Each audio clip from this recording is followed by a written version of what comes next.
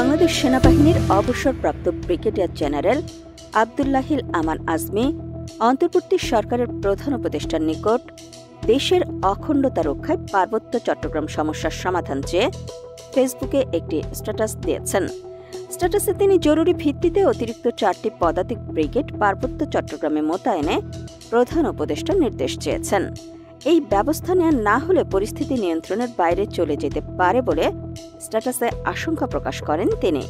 6 November দেয়া স্ট্যাটাসে সাবেক সেনা কর্মকর্তা লিখেন, মাননীয় প্রধান উপদেষ্টা শমী পেশু, স্যার, দেশের অখণ্ডতা রক্ষায় পার্বত্য চট্টগ্রামের সমস্যা সমাধানের বিকল্প নেই।